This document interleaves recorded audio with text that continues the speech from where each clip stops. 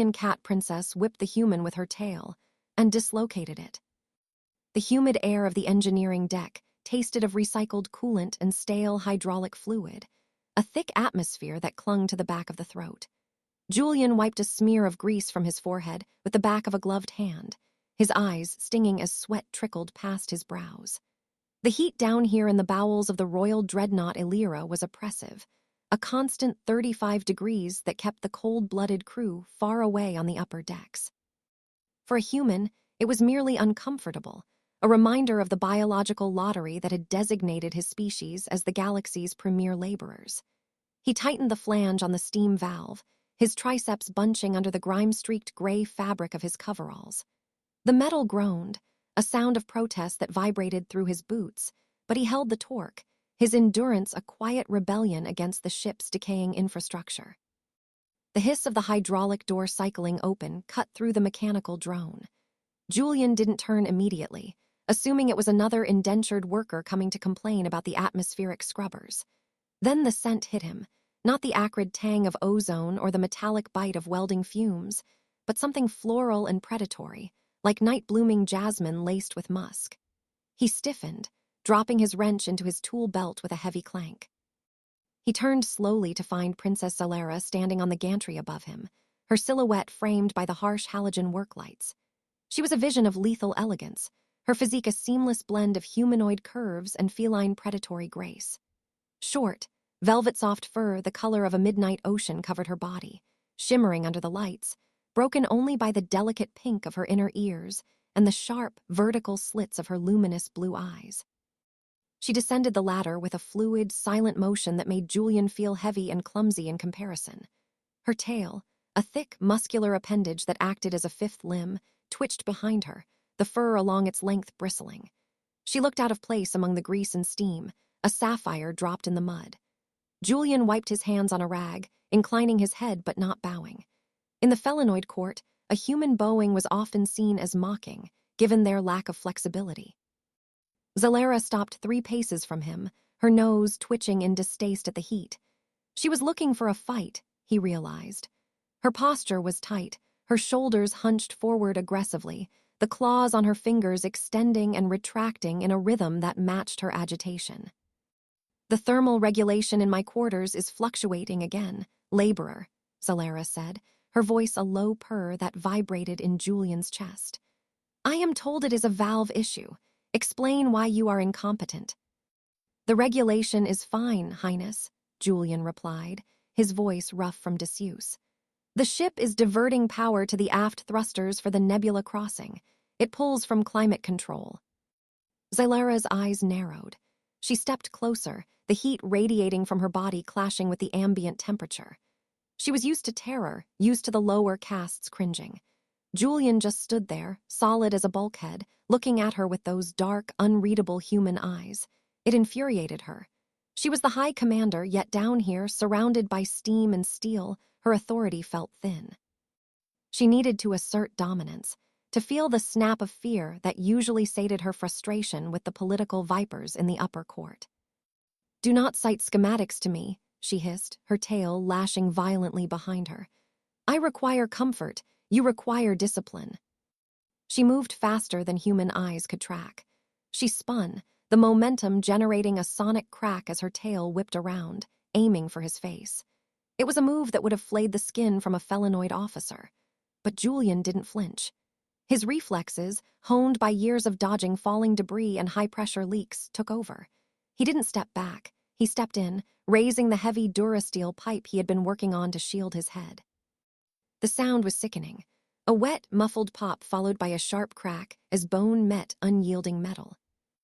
Zylara's scream was a high-pitched keening that cut off abruptly as shock seized her lungs. She stumbled back, her balance instantly compromised. Julian dropped the pipe, the clang echoing through the silent deck. He looked at her, not with triumph, but with a sudden, clinical focus. Zylara stood frozen, her breath coming in shallow gasps. Behind her, the magnificent tail that had been a weapon a second ago hung limp, bent at a horrific angle halfway down its length. The fur around the break was already bristling as swelling set in. "Don't move," Julian said, his voice dropping an octave, authoritative and calm. You, Zylara gasped, clutching a stanchion to stay upright. Tears of pain pricked her eyes, humiliating her further. You struck me. I blocked, Julian corrected, stepping toward her. You hit a stationary object, it's dislocated. He reached for the control panel on the wall and punched in the lockdown code. The heavy blast doors slid shut, sealing them in. Zylara's eyes widened, her pupils dilating until the blue irises were barely visible. She bared her fangs, a low growl building in her throat, but it lacked heat. The pain was radiating up her spine, a white-hot fire that made her knees weak. Unlock the door, she commanded, though her voice wavered. I will have you spaced. If you walk out there like that, Julian said, pointing to her tail, the entire crew will see. The Duke will see. A crippled princess is a deposed princess. You know the law of the pack better than I do. Zylara went still. He was right. To show weakness was to invite challenge. She looked at him, really looked at him, seeing not a servant but a creature of dense muscle and unsettling calm. She was trapped. What do you intend? She whispered, the fight draining out of her as the adrenaline faded and the throbbing agony took over. I can fix it, Julian said. He moved into her personal space. The heat radiating off him was intense, a furnace against her cool skin. I've set bones for the crew before. We don't get access to the medbays. He didn't wait for permission. He moved behind her. Zylara flinched, her instincts screaming at her to run, to claw, to kill, but the pain anchored her. She felt his hands land on her tail, large, rough-skinned, and impossibly hot. The sensation was electric. No one touched a royal's tail. It was an intimate, sensory organ, second only to the whiskers. To have a human handle it was a violation, yet his grip was steady, lacking the tremble of fear she was used to. This is going to hurt, Julian murmured, his breath ghosting over the sensitive fur of her ear. I need to distract you. Do not presume to. Julian didn't listen. He slid one hand up to the base of her spine, his thumb digging into the thick muscle there, anchoring her. With his other hand, he grasped the tail below the dislocation. He pulled. Zylara screamed, a raw, primal sound that she tried to bite back, sinking her claws blindly into the nearest surface, which happened to be Julian's forearm. He didn't pull away. He grunted, muscles locking as he applied traction. He twisted the limb, feeling the resistance of the ligaments, the grating of the bone. Snap. The vertebrae slid back into place, with an audible click. The reaction was instantaneous. Zylara's body, flooded with pain signals, suddenly dumped a massive load of endorphins and serotonin into her system, a biological failsafe of her species to prevent shock. Her knees buckled. The scream died in her throat, replaced by a shuddering gasp that sounded dangerously like a moan. She slumped back against Julian, her weight fully supported by his chest. Her claws, still embedded in his arm, retracted slowly, sliding out of his flesh. It's done, Julian said, his voice strained. He held her there, one arm wrapped around her waist to keep her from falling, the other carefully supporting the injured tail. Zylara couldn't speak. Her world had narrowed to the heat of his body and the throbbing, dulling ache in her tail. She was drowning in a chemical haze, her senses overloaded by the scent of his blood, her fault, and the musk of his sweat. It was intoxicating. She realized with a jolt of horror that she was pressing herself against him, seeking his warmth. I need to sit, she managed, her voice thick. Julian didn't mock her. He scooped her up, his arms sliding under her knees and back. The ease with which he lifted her was shocking. On her world, males were lean and agile, not built like earth movers. He carried her to a workbench and set her down, ripping a strip of cloth from a clean rag. I need to splint it, he said, working quickly. If you move it, it'll pop out again. You need 2 days of rest. 2 days? Zylara stared at him, her eyes tracing the line of blood running down his arm. I cannot hide for 2 days. You have to, Julian said, wrapping the makeshift bandage around her tail, securing it to a straight piece of conduit piping. Unless you want a permanent kink. He finished the bind and stepped back, giving her space. Zylara looked at the splint, then at his arm. The blood was bright red, a stark contrast to the blue-violet blood of her kind. You are bleeding, she said. It happens, Julian shrugged, wiping the wound with a rag. Human skin is thin. Your bones are not, she murmured, remembering the sound of her tail hitting the pipe he had held so effortlessly. Zylara slid off the bench, testing her balance. Without the counterweight of her tail, she swayed. Julian's hand shot out, catching her elbow. The contact sent a fresh jolt through her. She looked up at him, her pupils blowing wide again. Get me to the service lift, she ordered, though the imperious tone was fractured. If anyone sees us, I will have your tongue. Understood, Julian said. He guided her through the labyrinth of the lower decks, moving through the shadows. Zylara leaned on him, hatting the necessity, hatting the way her body seemed to instinctively align with his. When they reached the private lift that led to the royal spires, she pulled away, steadying herself against the wall. This never happened, she said, not looking at him. What never happened? Julian asked, his face a mask of neutrality. Zylara hesitated. She wanted to say something else, to acknowledge the strange, throbbing heat in her lower belly that had nothing to do with the injury, but the doors slid shut, severing the connection. 2 days passed in a blur of agonizing boredom for Zylara. She claimed a viral infection to her court, isolating herself in her chambers. But the silence was maddening. Her tail ached, a deep, bruising throb that kept her awake. Worse was the stiffness. The muscles around the injury were seizing up, threatening permanent damage. She needed a medic, but she couldn't trust them. On the 3rd night, the chime of her door override sounded. She sat up in her nest of silk pillows, hissing, a disruptor pistol in her hand. The door opened and Julian walked in, carrying a small med kit. He didn't look surprised to see the gun. I didn't summon you, Zylara said, lowering the weapon slightly. You didn't have to, Julian said, the heavy doors locking behind him. You've been stationary for 48 hours.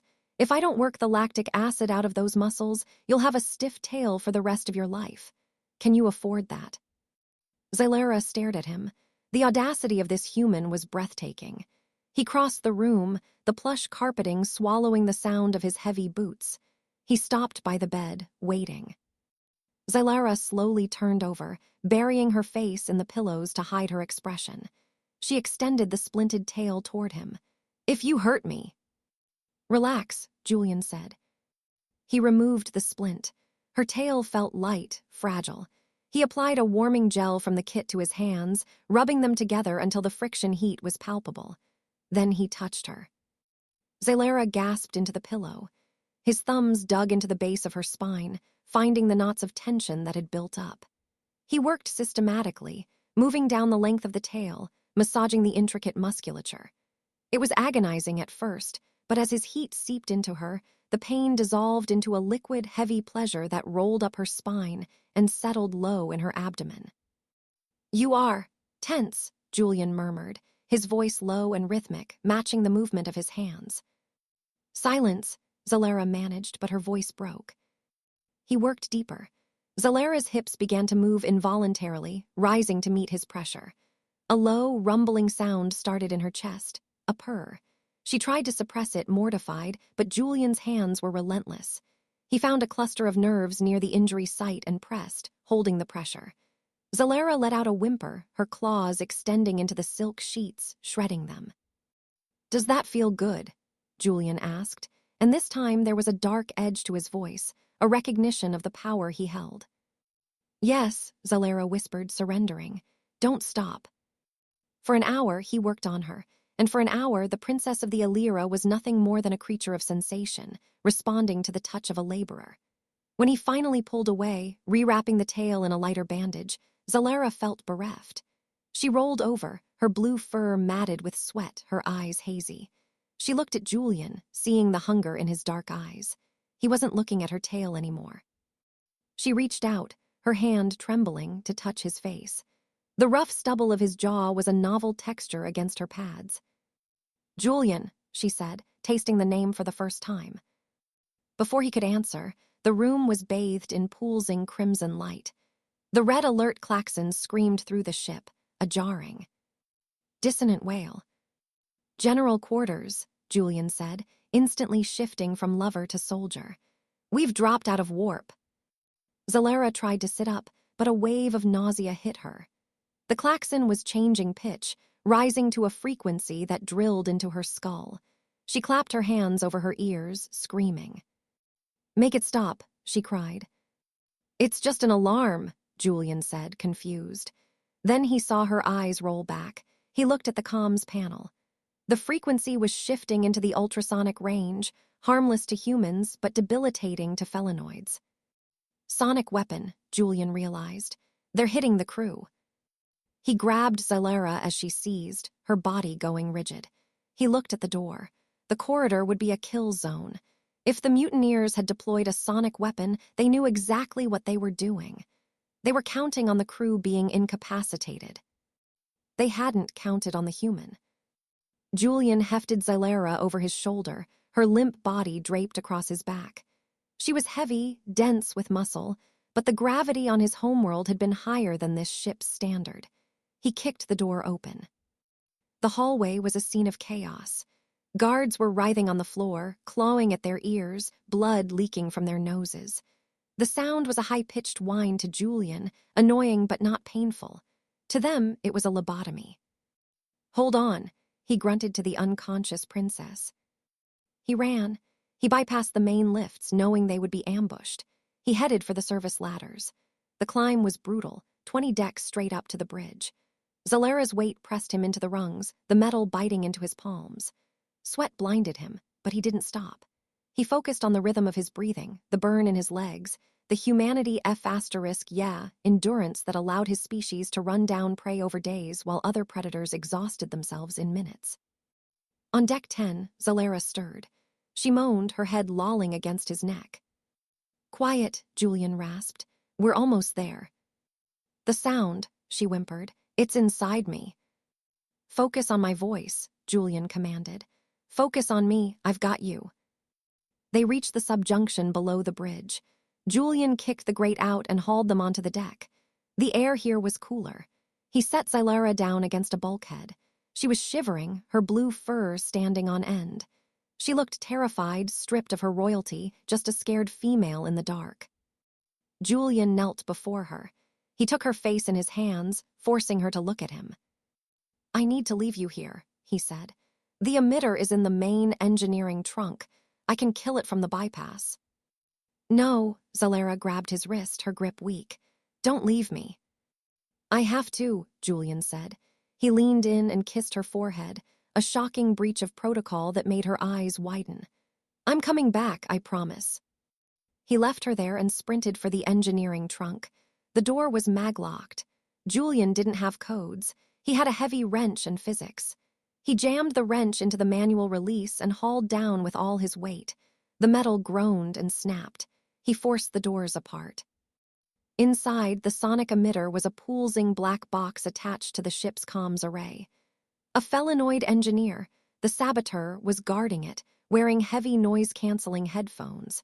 He saw Julian and drew a knife, his movements sluggish but deadly. Julian didn't have a weapon. He charged. The saboteur slashed, the blade cutting a line across Julian's chest. Julian ignored it. He slammed into the alien, driving him back into the console. The saboteur was faster, stronger in bursts, but he was disoriented by the vibrations. Julian punched him, a solid, heavy blow to the solar plexus that folded the alien in half. Julian grabbed the emitter and ripped the power cables out. Sparks showered him, burning his skin, but the high-pitched whine died instantly. Silence rushed back into the ship. Julian slumped against the console, breathing hard. He wiped the blood from his chest. "Well done, laborer," a voice sneered. The rival, a massive male felinoid in Admiral's regalia, stood in the doorway. He held a disruptor, leveled at Julian's head. "A pity you won't live to be rewarded." Julian tensed to spring, but he knew he was too slow. Suddenly, a blur of blue motion dropped from the ceiling vents. Zylara. She landed on the rival's back, her claws seeking the gaps in his armor. The rival roared, thrashing, trying to throw her off. Zylara held on, her legs wrapping around his torso. She raised her tail, the splint gone, and struck. It wasn't a whip crack this time. It was a precision strike. She wrapped her tail around the rival's throat and pulled, using the leverage to choke him. The rival staggered back, slamming Zylara into the wall. She cried out, her grip loosening. The rival threw her to the ground and raised his boot to crush her skull. Julian hit him like a freight train. He tackled the rival at the knees, driving him to the floor. The disruptor skittered away. Julian mounted him, raining blows down on the alien's face, his human fists hard and unyielding. The rival clawed at him, shredding the back of his coveralls, flaying the skin of his back, but Julian didn't stop. He pummeled the alien into unconsciousness. He rolled off, gasping, lying on the cold deck. Zylara crawled over to him. She was battered, her fur matted with blood, but her eyes were clear. She looked at Julian, at the ruin of his back, the burns on his chest. "You are broken," she whispered, her hand hovering over his wounds. "I'll heal," Julian wheezed, managing a crooked grin. "Humans are good at that." Zylara looked at him with a mixture of awe and possession. She leaned down and licked the blood from his cheek, her rough tongue scraping his skin. It was a grooming gesture, a claim. "You are not a laborer," she said fiercely. "Not anymore." Epilogue. The royal chambers were quiet, the air scented with jasmine and the copper tang of healing salve. Julian lay on the massive bed, face down, as Zylara applied a cool, regenerative gel to the claw marks on his back. Her touch was gentle now, reverent. "The council is demanding to know how the mutiny was suppressed," Zylara said softly, her fingers tracing the line of his spine. "What did you tell them?" Julian mumbled into the pillow. "I told them the truth," Zylara said. She finished the application and lay down beside him, curling her body against his side. She draped her tail, fully healed, thanks to him, across his lower back, the tip twitching possessively against his hip. "I told them that the strength of the Empire is not in its purity, but in its alliances." She propped herself up on an elbow, looking down at him. The arrogance was gone from her eyes, replaced by a smoldering intensity. "You saved my life, Julian. You saved my throne." "I was just doing my job," Julian said, turning his head to look at her. "No," Zylara purred, the sound vibrating through him. She leaned down, her lips brushing his ear. "Your job was to fix the pipes. Your duty is to me." She kissed him then, a hungry, demanding kiss that tasted of the future. Julian turned, pulling her down onto him, ignoring the sting of his wounds. The power dynamic had shifted, settled, and aligned. He was no longer the warden's prize, he was the queen's strength, and she was his vulnerability, and together they would reshape the galaxy. 3 standard months had passed since the mutiny. The Elyra was no longer just a dreadnought. It was the capital ship of a new political era, sailing under a human-modified flag. Julian stood on the observation deck, looking out at the starfield, no longer in grease-stained coveralls, but in a tailored uniform of midnight blue and silver, the colors of the Royal Consort. It felt strange, the weight of the silver thread on his shoulders, the easy authority with which the Felinoid guards saluted him. His scars had healed, the jagged lines across his back fading to pale, thin etchings thanks to Zylara's aggressive, high-tech healing protocols. But the internal landscape had changed permanently. He was Julian, the mechanic who had saved a princess, and now he was the only man in the galaxy who could command her purr. The deck was warm, calibrated to the temperature Julian found most comfortable, another quiet shift in royal protocol. The Felinoid servants, who used to freeze him out of sheer biological discomfort, now wore specialized cooling vests, a testament to Zylara's iron will. A vibration began, not in the deck plating, but low in the atmosphere behind him. He didn't need to turn to know she was there. Zylara materialized from the shadows, her velvet blue fur catching the starlight. She was wearing a simple, high-collared garment that emphasized the length of her neck and the powerful curve of her shoulders. Her eyes, luminous slits of blue, held a proprietary gleam when they settled on him. She moved with a confidence that hadn't existed before the injury, no longer seeking to project strength through rage, but through quiet, absolute control. "The Xenon envoy is requesting an audience," she said, her voice a low, resonant purr. She approached him, stopping close enough that the rhythmic sway of her heeled tail brushed the back of his knee. They wished to discuss the allocation of the hyperberyllium mines. "Stall them," Julian said, his eyes scanning the starlight but sensing her proximity. "They're trying to leverage your recent, shall we say, domestic issues." Zylara placed both hands on his chest, her claws sheathed, her touch lingering. "They do not understand the strength in the domestic shift," she murmured, her chin resting on his sternum. "They see a conquered queen, I see a fortified one." The intimacy of her statement was a stark contrast to the galactic scale of the politics they discussed. Their relationship was a living paradox, publicly a strategic alliance, privately a physical language of dominance and submission that had flipped the script of their species. "You look tense, consort," Zylara noted, her fingers lightly kneading the hard muscle of his pecs. "The duties of command are taxing your simple human constitution." "It's the meetings," Julian admitted, gently guiding her hands away and turning to face her fully. He wrapped his arms around her waist, pulling her flush against his heat. He liked the instant physical reaction, the way her purr deepened simply from the warmth of his skin penetrating her fur. "All the whispering and bowing. I miss the honest work of a wrench." "You miss the engine room," Zylara corrected, nuzzling the junction of his neck and shoulder. "The place where you first demonstrated your true utility." "And you miss the pipe," he teased, his hand drifting down to the base of her spine where the tail began, applying the specific pressure she loved. Zylara closed her eyes, a shudder running through her body. The movement of his hand was a trigger, a reminder of the exquisite pain and subsequent pleasure of the reduction. It was the key to her submission. "The xenon will wait," she decided, the royal mandate evaporating in the face of chemical necessity. She backed up 2 steps, her eyes challenging him.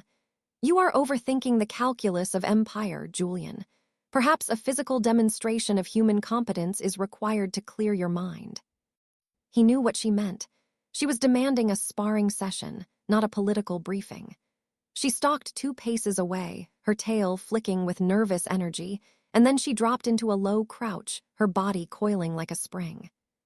"I need to know that my life is safe," Zylara said, her voice husky.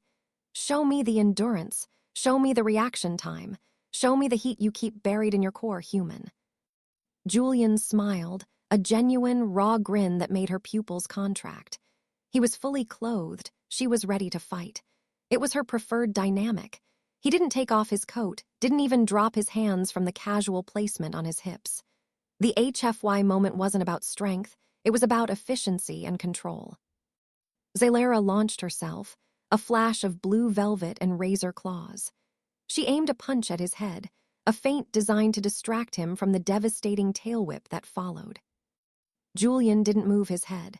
He allowed the force of her punch to graze his cheek, proving his resilience.